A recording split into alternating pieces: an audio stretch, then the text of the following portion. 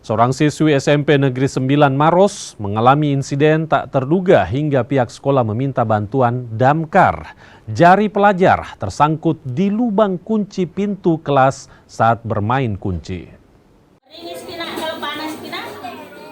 Kejadian ini bermula saat siswi tersebut iseng memasukkan jarinya ke lubang kunci kelas hingga tak bisa lepas. Insiden ini membuat panik guru sekolah turun tangan. Upaya melepaskan jari secara manual tak membuahkan hasil hingga pihak sekolah meminta bantuan tim damkar Maros. Untuk mengeluarkan jari siswi, petugas damkar butuh waktu 37 menit untuk memotong bagian logam dengan gerinda. Air disiram secara berkala untuk mendinginkan logam dan menghindari risiko luka bakar.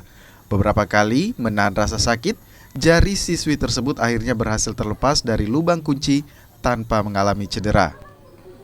Seorang anak SMP atas nama Anissa itu dengan secara iseng memasukkan jari tangannya di lubang grendel kunci.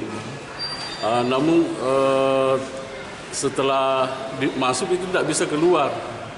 Setelah mereka berusaha untuk berupaya mengeluarkan, rupanya mengalami kesulitan. Akhirnya dari pihak sekolah menghubungi kami dan kami menurunkan tim ke SMP yang bersangkutan dan jari tangan dari siswi tersebut berhasil kami keluarkan dari lubang grendel dengan baik.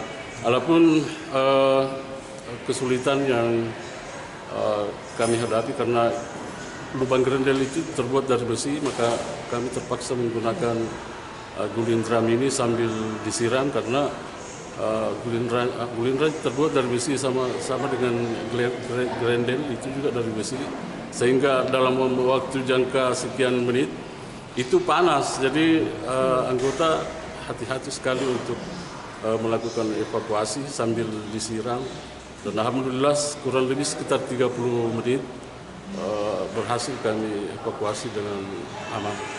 Petugas damkar mengimbau terutama anak-anak untuk selalu berhati-hati saat bermain dengan benda yang memiliki celah sempit agar insiden serupa tak terulang.